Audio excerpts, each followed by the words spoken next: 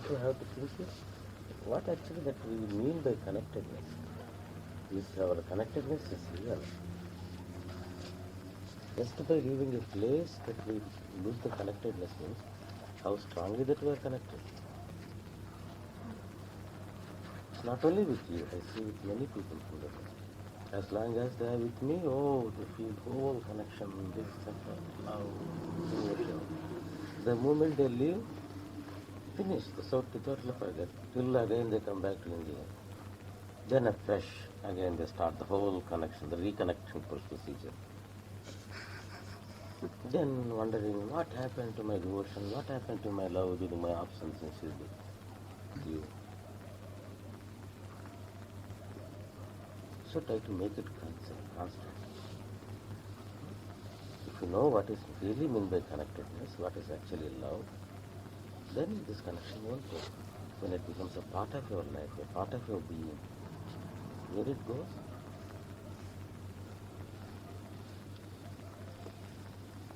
If that connection is so fragile, we need not feel sorry for that. Let it go.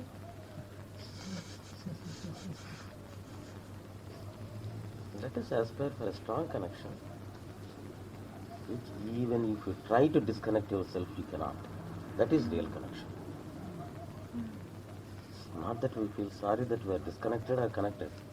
Even if you try to disconnect, it should not be possible for you. That is real love. That is real connection.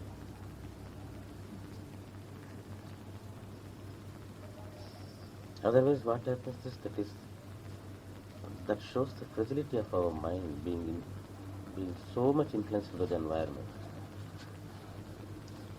And we think that we are feeling. In fact, you are not feeling, you are just simply dancing according to the tunes of the environment. In Ram, if you come to Tiruvannamalai, Ramasham, Arunachala, this, where am I? And when we go to Shirdi, Papa, devotion, beautiful. And when you go to some other place, that is it. And when you go, finally when you go to the West, totally it is gone and totally. So it is that our susceptibility to be so easily influenced with the environment.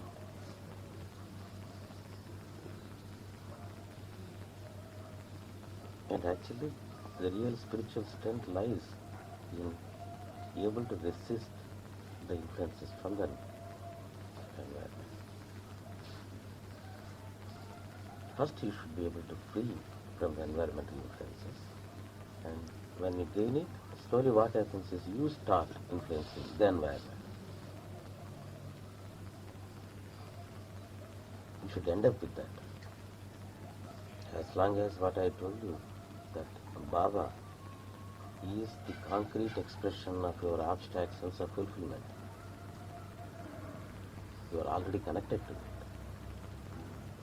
You can't free from that. You are craving to concretize your abstract sense of fulfillment.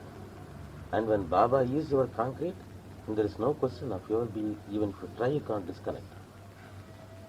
If he is not, you are not connected at all, so there is no question of disconnected. But does that connection connect spontaneously, or does it grow? So it's spontaneous from the beginning. To our side, it is spontaneous. From his side, it may be his choice. But let us not bother about him. From our side, it is spontaneous. You can't resist it. It is not your effort. You don't try to connect it. You feel the connection, and the connection should be strong. How the connection should be? It should be the concrete expression of your abstract sense of fulfillment. For that abstract, you have already been connected all through the life. But you are not able to, you are groping for a thread which will really connect yourself. And when you come across a form like Sai Baba, then you catch hold of the thread. Then you feel, yes, I am now connected. So the effect is actually immediate, so instantaneous, so spontaneous, but it takes time for us to accept. And doubt? Doubt is the ego? It's also one of the symptoms, one of the acts of the ego. What is not ego? In fact,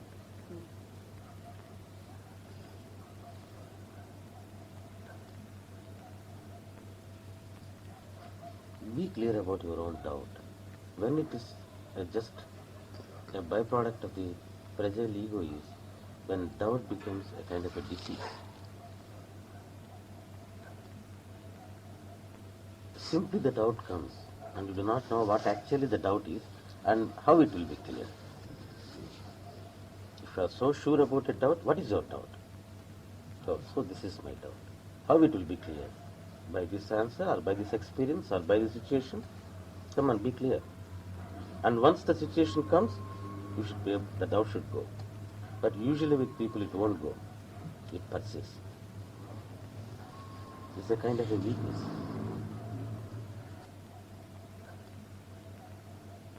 In fact, it is not actually doubt.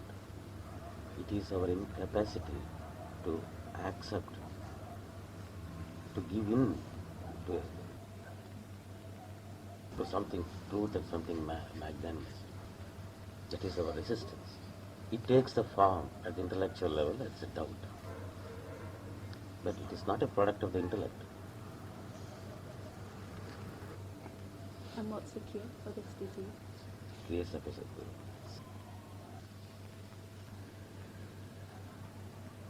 Just one thing that we should remember is even if the doubt is there, nothing happens.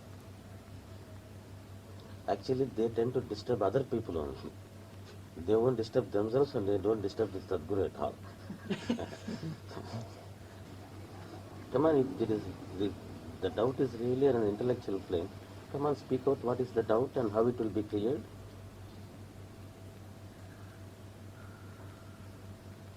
There's a doubt that the longing will never be fulfilled. Do you call it a doubt? Yes, it's a fear that it will never be fulfilled and we'll just be left with this Fear is longing. different and doubt is different. So doubt and fear is your language. Do you think the both are same? Okay, I will accept your jargon. Come on, why it is doubtful? Because I don't know what I can do to fulfill it, and I have no guarantees from you. So you know it is not a doubt. If I give a guarantee, then there is a question of any doubt. Whether that he will fulfill the guarantee. If I give the guarantee, will the doubt go? Come on, okay. Okay, now I give the guarantee. Will the doubt go? So there is no end to it. So you start doubting the guarantee itself again. Okay, if the guarantee is fulfilled because you do not know what experience that you are going to get it. Once that experience is given, you doubt the experience itself. Is that thing the experience that I have been thinking of?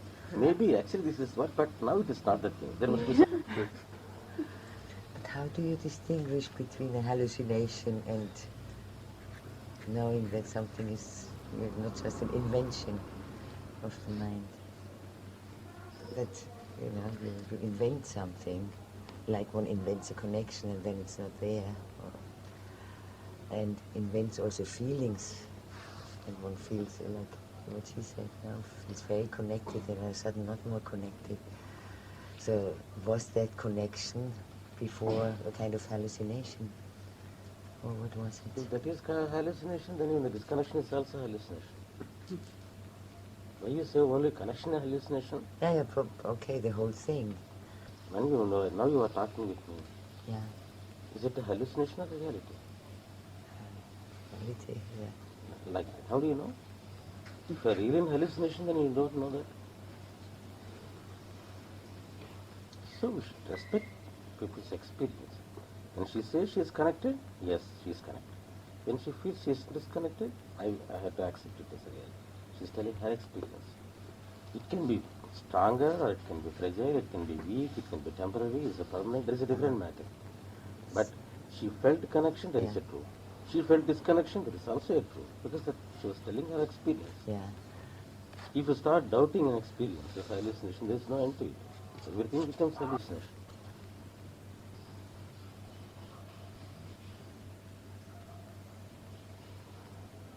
can we go back to this disease of doubt and the fear of being unfulfilled?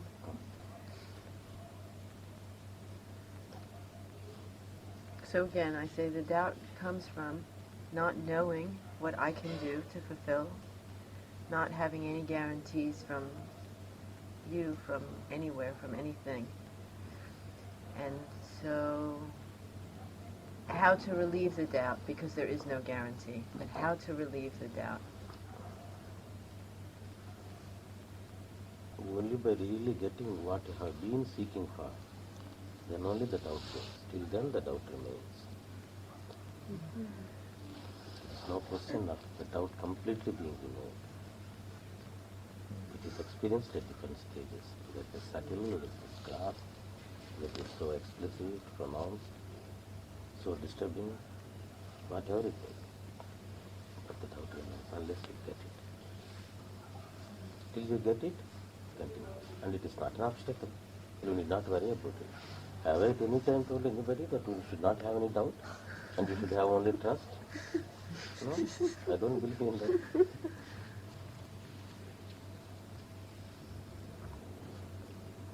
So simply don't bother about it, this doubt. This is an expression of so many things, so many emotions inside. It is experienced as doubt, but it is not really a doubt. It's a kind of an insecurity. And for that, you need a security. And when you are in Shirdi or when you are directly in my presence, you feel more secure. And so the doubt doesn't come. And when you are away from me, you feel more insecure. And that insecurity is experienced as doubt.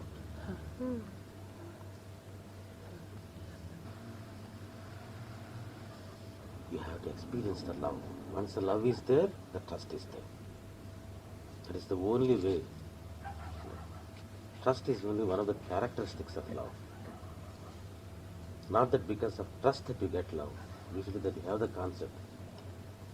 Once that we have the trust, the love springs. It's not true. Once the love is there, then the trust springs.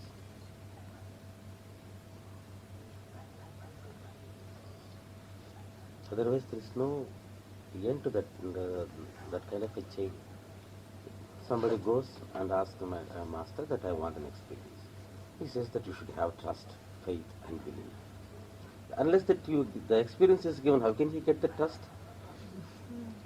So give me the experience, I will trust you. That says. No, if you have the trust, I will give the experience.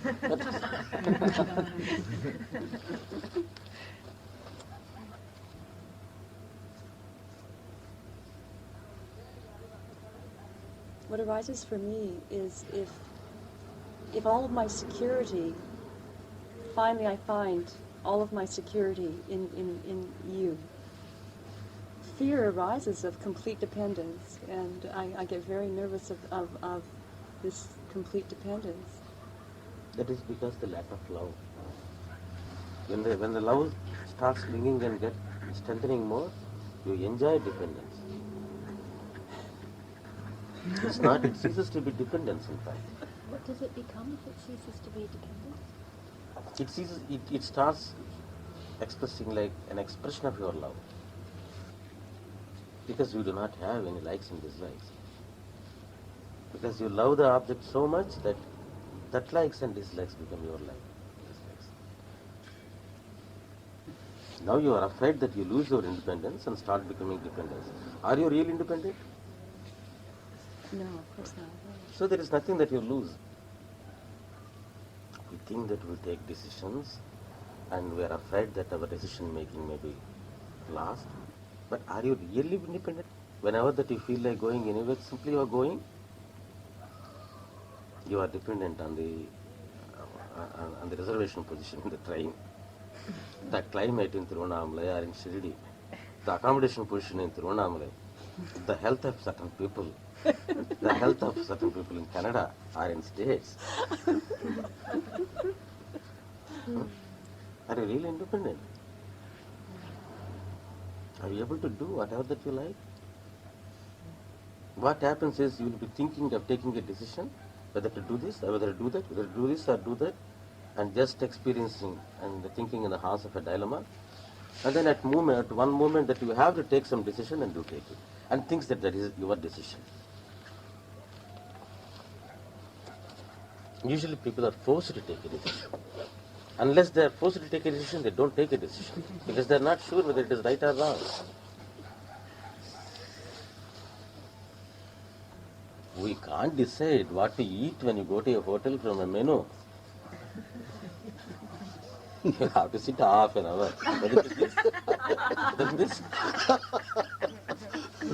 And when you experience that the bearer is becoming so impatient, unbearable, then you say, okay, this. Then he says, that is not available.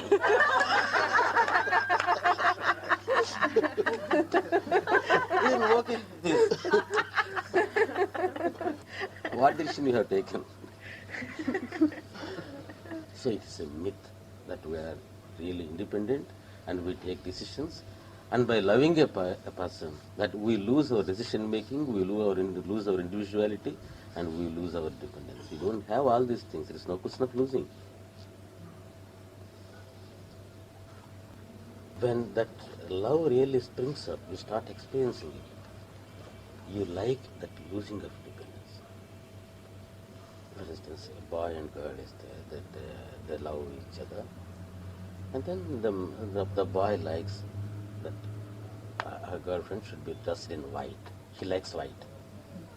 Even if he doesn't say that the girl should be dressed in white, the girl automatically she puts a white dress, a white ribbon, a white staff, a white shoe, always trying to be appearing in white. And if he likes rose, red. What happens to her likes? White doesn't have any likes. First it starts like that. Afterwards the love diminishes. And then the whole problem starts. Why should I wear red? You have your own likes, I have my own likes. My likes are different. And then the finish. Even with the small, these kinds of mundane expressions of love, it is like that. Means how it would be when that love is towards your concrete object of your abstract sense of fulfillment.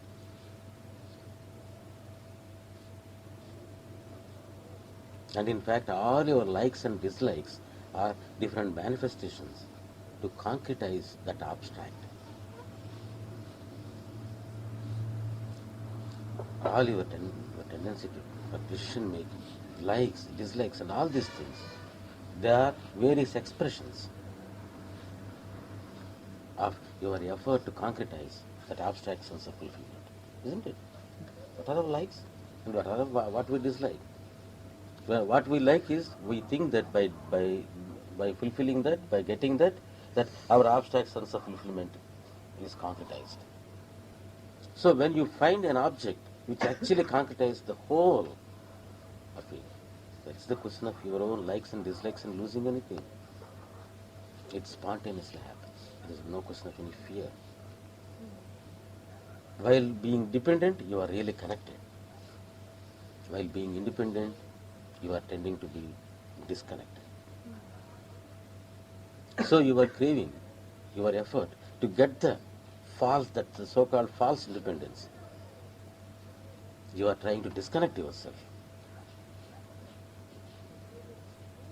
And you put it in the different names of doubt or not able to stay with something and all these things. But it is not the real reasons. The real reason is you. But what is trying to be independent means? To be disconnected. Not able to live like an organ, like a limb, like a branch. You want to be an independent tree itself. Even not a tree, a sapling. But it should be independent. Just think how false also there is so-called independence.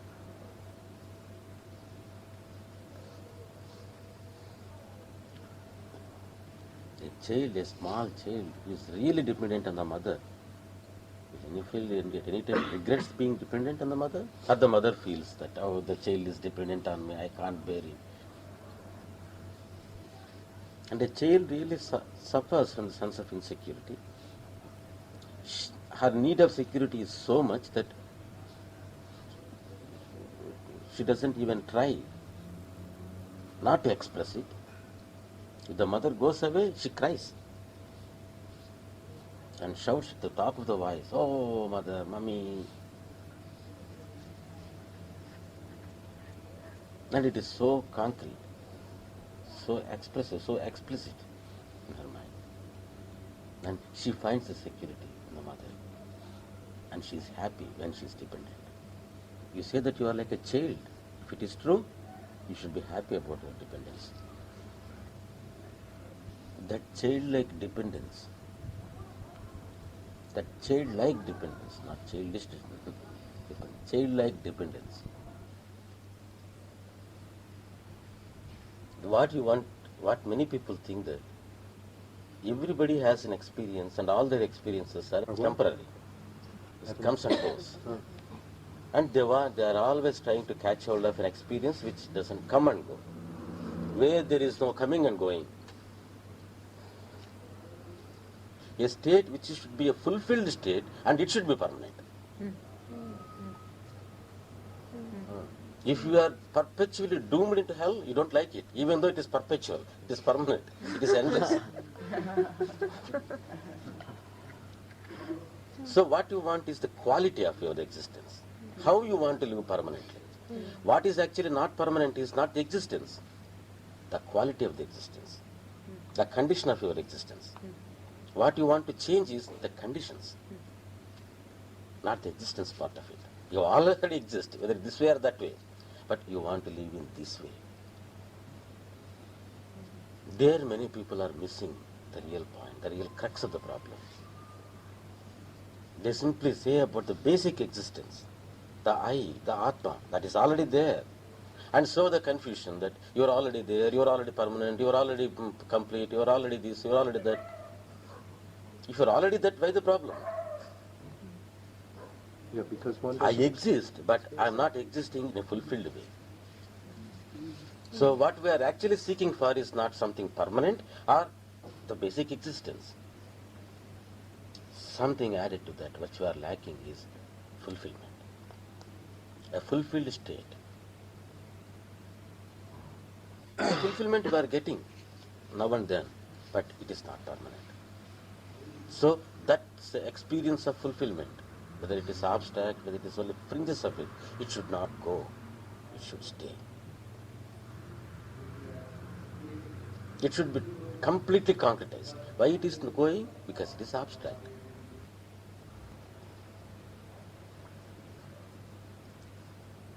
So it is not our craving for a simple permanency. It is something qualitative. We qualify it. How the permanency should be a fulfilled state. If that is not there, we don't want permanency. So what is actually crucial? The fulfillment, not the permanency. So I stress the fulfillment. If you don't get the fulfillment permanently, okay, let it be temporarily, let me get it. Guruji, if the fulfillment is based on, for example, a form that eventually will pass, won't my fulfillment end when that form passes if I haven't in some way been able to take my abstract idea of fulfillment internalized as my own self? Won't at some point when if I have put all of my abstract idea of fulfillment in a concrete form, that form passes, my fulfillment will disappear unless I have been able to imbibe or bring in to myself that back to Then that myself. quality which is missing, yourself is now missing that quality of experiencing of fulfillment, and then when it is really concretized, then it will have that quality also. You start experiencing that quality also. Every time that you experience fulfillment, you experience it in yourself only, not outside in the form. The form triggers something here, an experience here. Not that you get experience the fulfillment there and later you end up with here. But if it's being triggered from the outside and it's happening here, when that trigger on the outside is Then you over. don't need triggering. Hmm? Then afterwards you don't need triggering. Okay. Because now you need some triggering. That you need more and more. Once that you don't need any triggering, more and more that you become so familiarized, it becomes so concretized, then you don't need it. But what my point is, just because that is not permanent, because something permanent is going to be there, by giving up this even the fringes and glimpses of this fulfillment, will you get something permanent? Let us have these temporary glimpses of fulfillment, and through that, let me familiarize that, make it permanent more. Why do you reject this?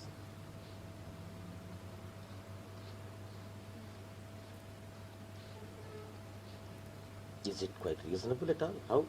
By simply rejecting this, will you get it? A bird in hand is better than two in the bush. Still.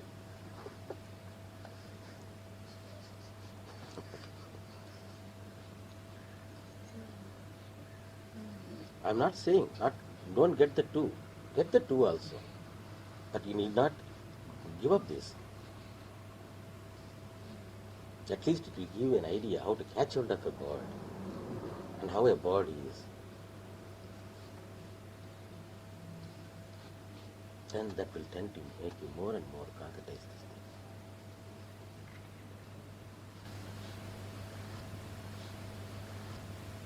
Everybody is there. Everybody needs something. They are in need of something. They've experienced that they lack something. What they are lacking, we do not know. But we think that we know. And in order to check whether is it that I am lacking, we try in different ways to get pleasures or fulfillment, happiness and this and that. And we go on checking, and our whole life is that checking. Whether this, whether that. In order to just to concretize, that is what I mean by concretize, to realize what is that actually lacking. And what will fill that part of which lacks. And research goes and goes. And when you find something, it differs from person to person. In spite of any of these things, that whether you get it concretely or not, you get a sense of fulfillment. When you just sit in front of the statue of Sai Baba, you get fulfillment. Why? What is actually happening there? Is he giving you a sweet? Or is he so handsome and beautiful? What actually that is done through the senses there? What you are experiencing there? You forget about that lack, that experience of lack. You forget. The sense of frustration is removed from the mind. You get a sense of security, and an experience, an expression of love springs up. It may be temporary, doesn't matter, but you experience it. Without the necessity of any of these things, something triggers that sense of security and fulfillment. When that is triggered, then it is one of the concrete and outward expression of your abstract sense of fulfillment. By trying to catch hold of it, it may accelerate the process of the concretization of your own abstract sense. Why it is abstract? Because you do not know.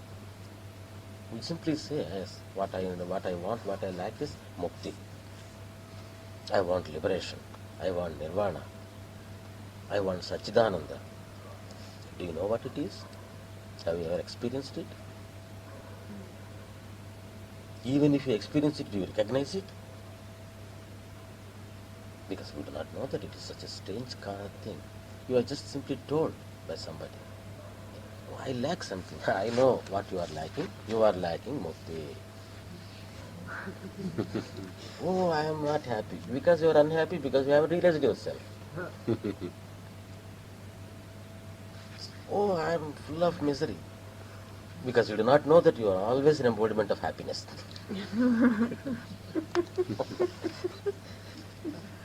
You are already full. You are already complete. You do not know that.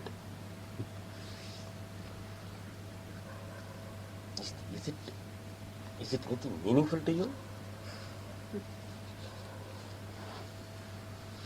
Yes, we accept it at the intellectual level, and then we go on with it. If we don't get a good accommodation, we suffer. Even though that we know that this is all one thing, but that what we need is something else.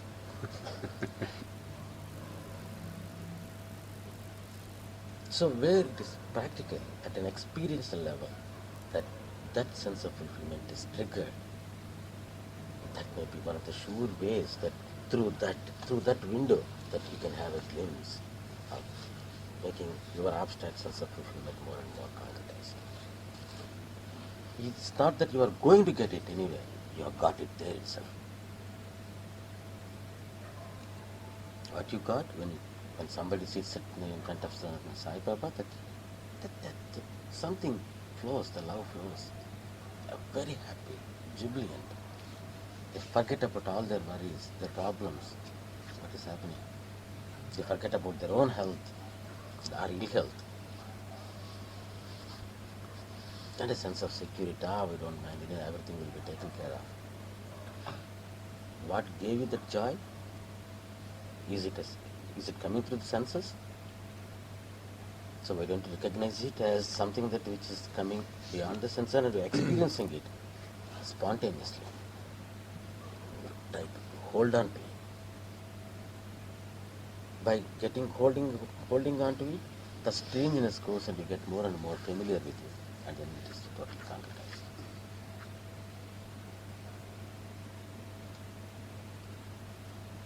Unless that you find something, a Sadguru that who can trigger that sense in you, there is no use of any other practice or any other shastra or any other exploration. It is not in our hands that we have to go somewhere and then make it trigger yourself. It is not possible. It has to be triggered, that's all. When that is triggered, even if you want to resist also, you can't. Oh, I want, who am I, Jnana, Advaita, and all these things. But when it comes to something, even if it is not Advaita, when it is not so-called Jnana, when it is not so-called self-inquiry, you can't help it. It is triggered there, whether you like it or not. that is the real trigger. Otherwise, you trigger yourself. You have read something which is a jnana, and somebody told you that Ramana Maharshi is a jnani, he taught jnana yoga, and so you come there and then you trigger yourself. What you are doing is you are triggered by your own concept of Ramana.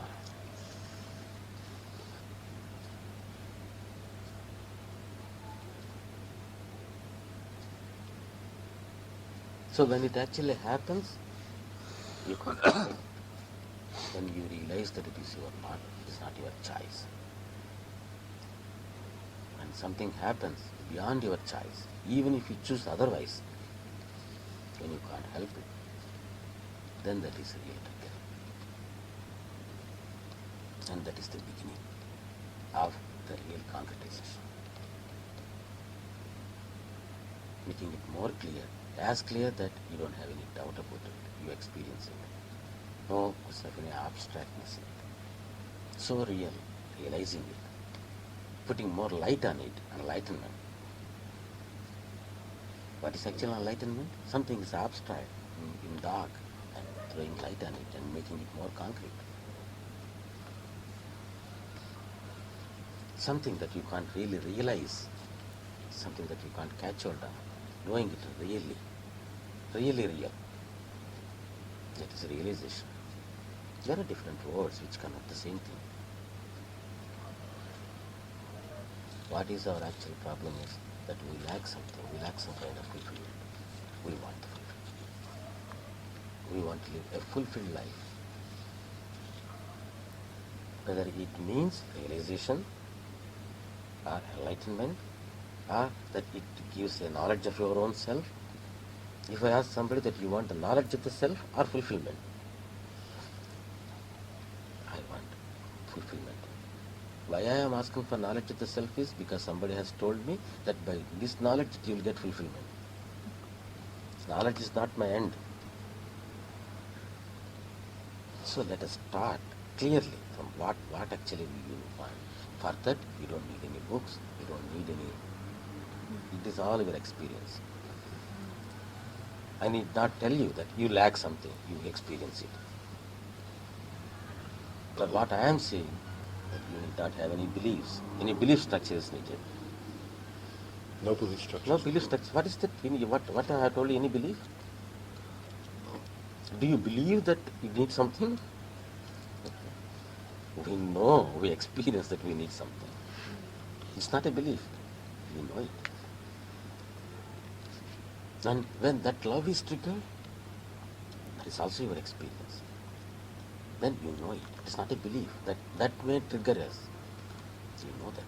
If it is not triggered, don't believe. I am also saying that. Simply don't base on belief. What about Shraddha? When you have this, when you know this, when that craving is there, then the Shraddha automatically comes. Shraddha is not something that you practice. If that love is triggered, how much that is triggered, that much Shraddha will automatically be there. Because for all that you have such a love towards me, you listen to me with Shraddha. Have I asked you to practice Shraddha? Or are you thinking that you have to listen carefully? If you like something, that care will automatically come. You will do it carefully. Because we love money, we keep it so carefully. We go to the ashram and give it to the office. We don't forget the passport, the visa and other things. Why the Shraddha is coming? Where from? Because of the liking, because of the value that we attach to it. So the moment that is there, when the love is there, the Shraddha will automatically come. Not that by Shraddha love will come. It is a byproduct. It is a characteristic of it. Am I clear?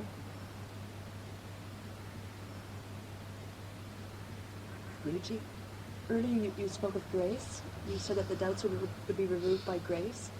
Could you speak about grace? When you are trying to concretize something, your sense of fulfillment, when all your efforts fail, when something is given to you, which is not connected to your efforts, which is not your earning, which is given with love, not as a charity. Because there the sense of humiliation is there. But here, an experience. You tried and tried and tried, but something is given.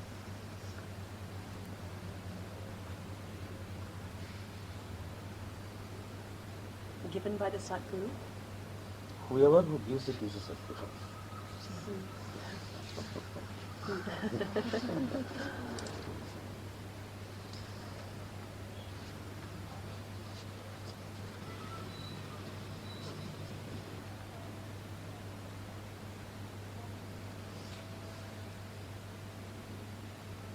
At this stage, then, what is one to do if there is nothing to do?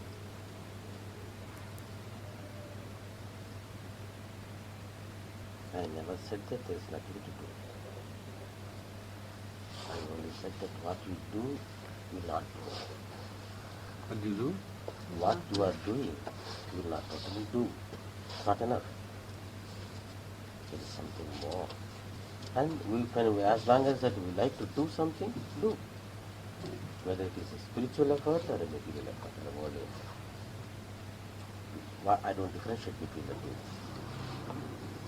Even those that who are striving after a job or a profession, earning money, and striving for the fulfillment of the family, they are also sadhakas. They are also spiritual people. Because what they are trying? They are trying to concretize their own abstract sense of fulfillment. They are clear about it, what they want. They are not just dumped their mind with the concepts that I want Brahma, I want this, even though we do not know anything. At least they know what they are doing. They are clear.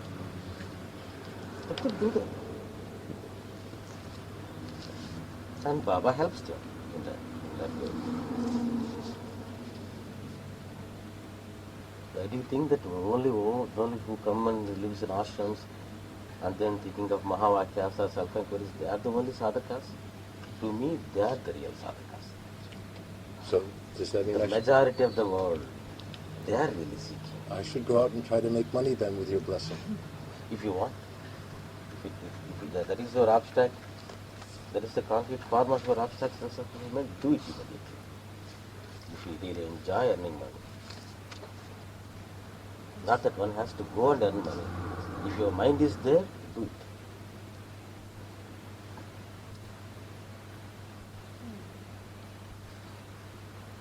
If your mind is not there, then it is not, you are not exploring in that way. Then it is not a problem. But as long as it is there, if I ask you to stop it, oh, money is all Maya. It doesn't, it's dry philosophy. It doesn't mean anything to you. Everybody needs to tell you what you need and what you want. So, if you feel that you want money, come on, try to explore and experience getting the money. Then that will be good. That way Baba wants to show you.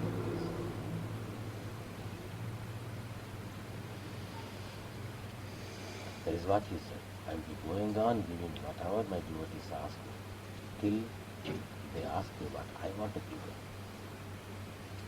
But what he wanted to give them, he never told. And what is that? I don't know. Ask Baba.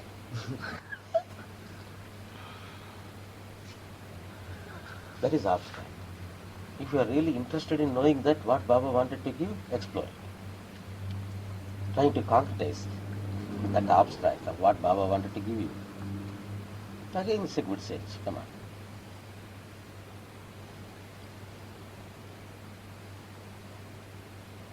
Don't mistake that I am simply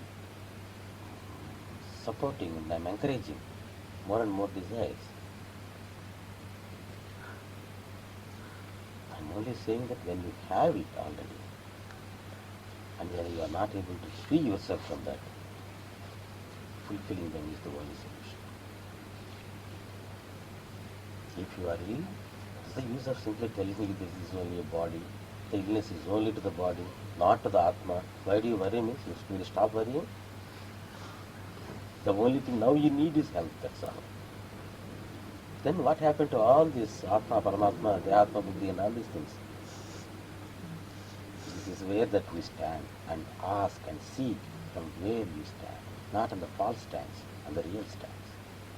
And when you start from a real stand, that will lead you to reality. Otherwise you will be more and more falsified.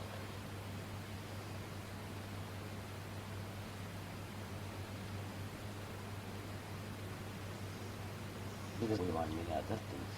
In order to make them fulfill, what we need is power. That power is not simple power.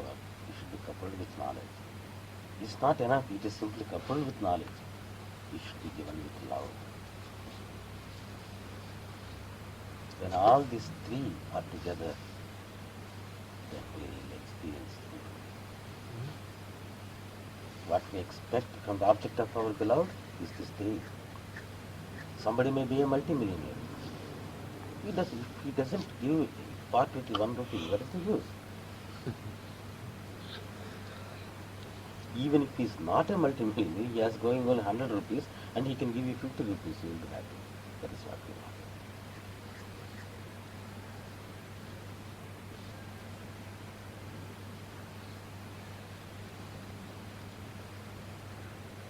Something you want to say?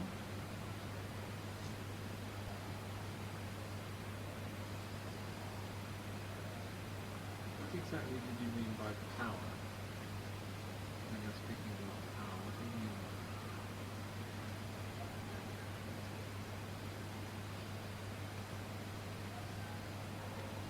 For instance, somebody wants money, somebody wants a promotion, somebody wants health.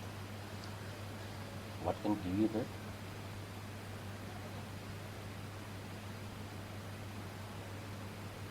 You go to Sai Baba, pray to him, I want help, and it is given. How it is given? By giving a discourse on Vedanta? But you said that was grace. You were saying that grace and power are the same. That grace has come.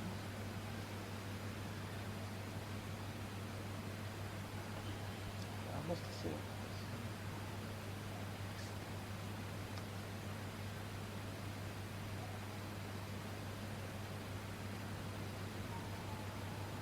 What you experience is power, is grace. How you experience it is grace. But what gives is power. That are the two sides of the coin.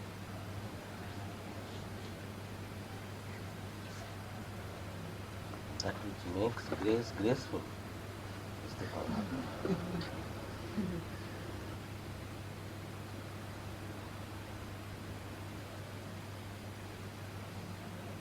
That is why I said it's not simple power that we need. The power, how it is given to us. If it's only a power, then this is just like looking upon Baba as a monarch. He's very powerful. Then that fears us. But that power is that which helps you, which blesses you, which gives you everything you need with the love.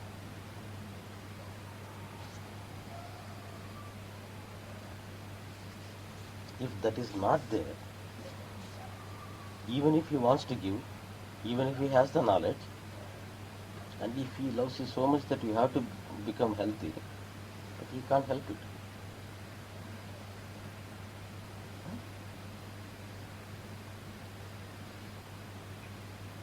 So we want all these things. Not that one is greater or one is less important or more important. All these things together will become a perfect symbol of fulfillment.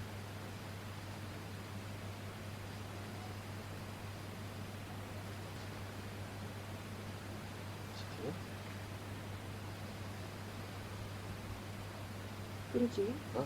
Baba, is that for you? Yes. What was Pundi Swami for you? It's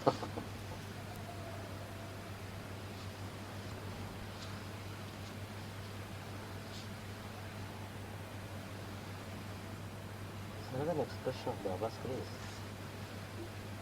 He was an expression of Baba's grace.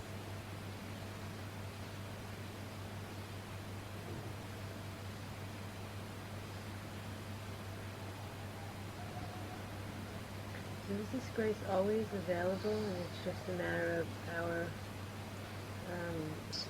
ability to ask and receive? So we not ability. So even if it is something is available, if you don't need it, you don't bother. When you need something and it is given, then it becomes grace. When you don't need something and something is given, means it becomes a curse.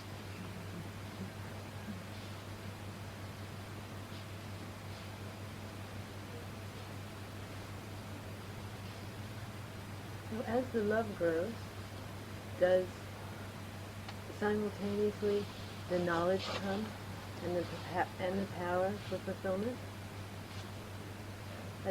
How are they all connected?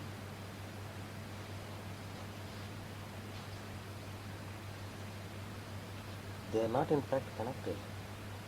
They are one. They are different aspects of it.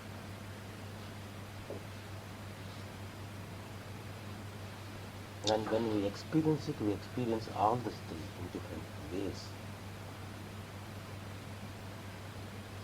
If you take an ice fruit, it is sweet, it is cool, and it is hard, and when you chew it, it becomes less.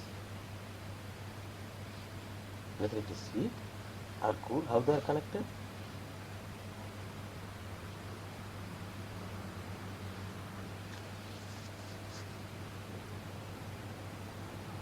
When the power is not there, what happens is, what usually the conclusions? of this dry Vedanta is this whole thing is Maya. Don't ask me about all these things, because these are all ephemeral, transient, mundane, trivial, insignificant, pertaining to the realm of Maya. So ask me something which is really permanent, I will give you. First free yourself from all these mundane entanglements, then come to me. Then I will give you realization.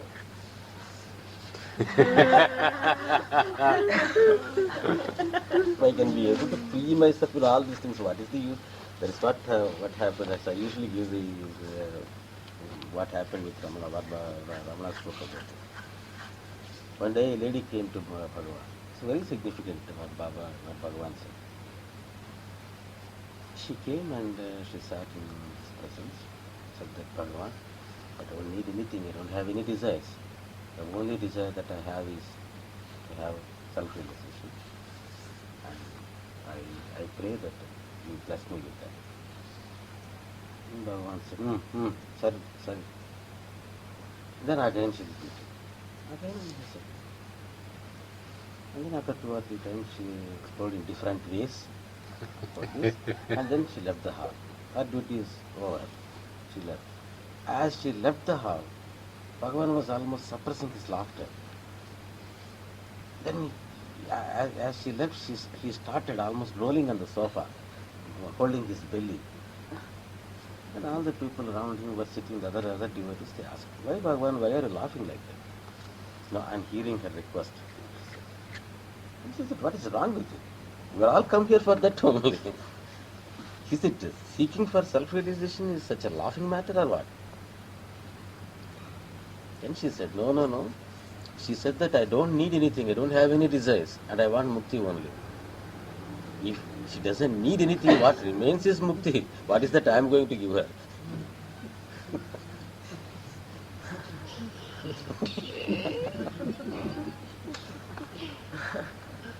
Just think of it, how significant it is.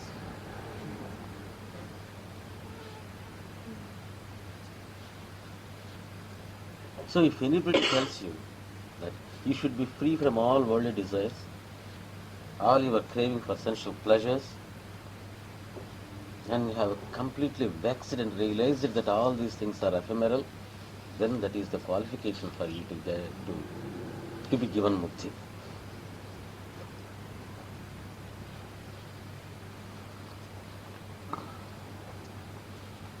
There is one Telugu poet. He wrote beautifully. He was a yogi, great yogi, and who wrote very good poetry also, very simple poetry.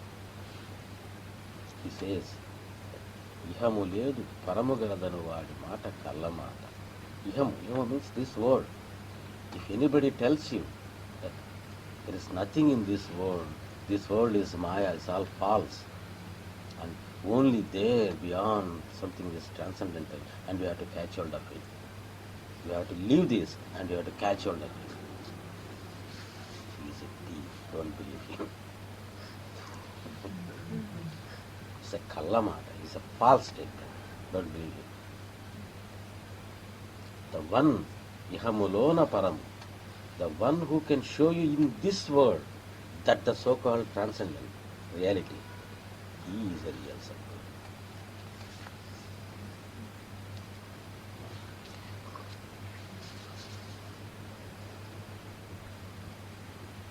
So Guruji, you recommend no book, no shastra, no scripture, there's no required reading. As long as that we need to do something. And if at all that the love is triggered, or if you are not happy, there are 2 categories. In one category, for the one that who haven't found their object of love which triggers that spontaneous flow of love, till then he has to be reading the lives of saints. At least he will get an abstract idea of somebody, a concrete form which will trigger. And once it is triggered, then his reading should be about which is connected to his object of his love, which becomes an expression of his love, which nurtures his love. Just you are saying that I want to know about you more. I want to know about where you are born, where you are. These things. What is these things? Is it knowing something? Why you have to know all these things? It's an expression of your love. So at that stage, that reading. At this stage, this reading. But on the whole, if any required reading is, first preference should go to the lives. Lives, because they are the real things. Whatever my understanding of Ramana, but I should base it on his life, how he lived, that is reality.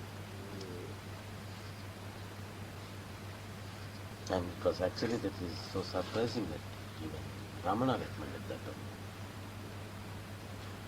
One day, one devotee was sitting in his presence and reading some Vedantic work, some comment on Brahma Sutra or something. Then there was nobody, almost no persons in the hall. It was a Western gentleman. Then Bhagavan, it was one of the very rare occasions where when Bhagavan spoke directly in English.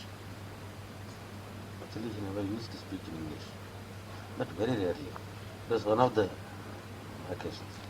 Then he said, "What are you reading?" He asked. Then that man said that I am reading this comment. Bhagavan said, "Go to the library and read Milarepa." Milarepa means the life of Milarepa. Then just a year before, Srivas Venji visited the ashram and presented him with a book of the biography that he has written, The Life of Milarepa. It was in the library, and he recommended go and read it.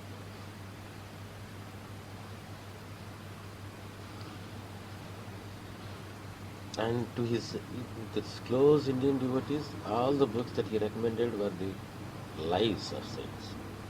And it was the lives of saints which influenced even Bhagavan, Periya Puranam. What is Periya Puranam? Doesn't contain any philosophy at all. It was the lives of 63 Saivite saints. Not Brahma Sutras, Bhagavad Gita, or Upanishads that influenced Ramana. It was the lives. And that was what that he recommended. And even afterwards, that's one devotee asked, one Krishnaya, he's the author of the most authentic biography in Telugu, Ramana Leela. One day he asked Bhagavan, he told me that, Bhagavan, now we are enjoying your presence. It's okay now, but when we pass away, what would be our fate? Then he immediately said, why? The biography is there.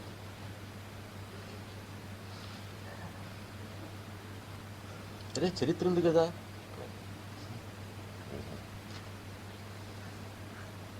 Is almost a subtle substitute to his presence. So again that he was referring to that.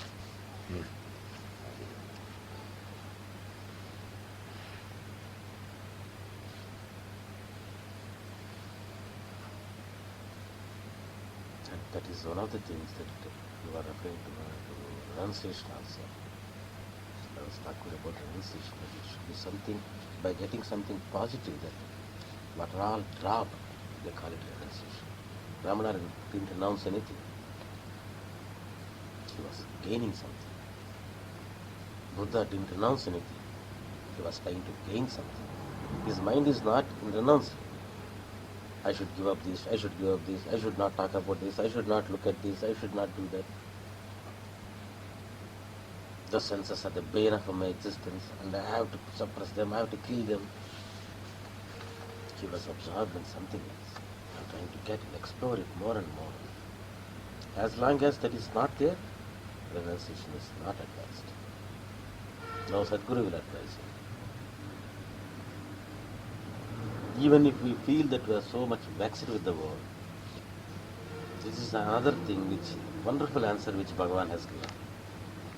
One day one young gentleman came to Bhagavan and asked him, Bhagavan, I am vexed with all my worldly things. I don't have any interest in my worldly living at all.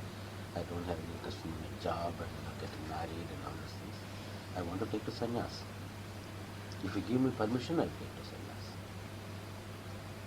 And Bhagavan said that, no, my boy, it is good that continue your studies and do your job and get married. It is good. No, Bhagavan, I am not interested in it. I don't have any, my mind is not going in the direction at all. I want to take sannyas. No, better you go back to your house and then do it. And as well fulfill your wish of your parents and get yourself married. That man was insisting and Bhagavan was saying the same. That man, because in those days, people, not so many people, and he was very close. And he got almost angry, that man, that gentleman. What is that you are asking me? There is one law for you and one law for me. You have renounced everything, you left the house and you are living like a sannyasi here without getting married, and you are advising me to marry. What is that? One dharma for you and one dharma for me. Then Bhagavan said, when I left Madurai, I didn't ask anybody's permission.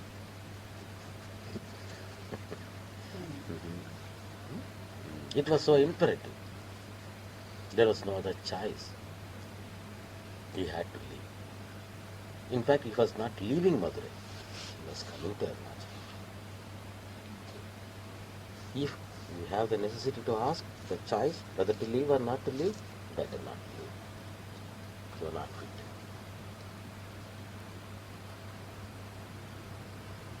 Why Buddha's renunciation?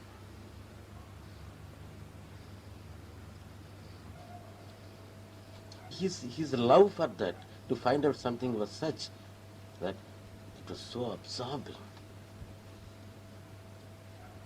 that he found it impossible by staying in the palace and exploring. So he wanted to set out. He left the house. Not that the house was something bad, evanescent, the pleasures and all these things. In order to drink some coffee, you go to the hotel there from the room. It doesn't need that you are renouncing the room. In order to get something, a good breakfast in a hotel, that you go there. And when Ramana left his house, he said that he was not satisfied with the mundane pleasures, this life, the senses are, these pleasures which he is getting from the indriyas are evanescent. So he is renouncing the house and going away.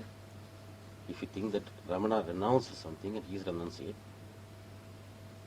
what drove him out of his house in Madurai? It is some kind of a positive experience, a positive love. They were not renouncing anything, they were getting something.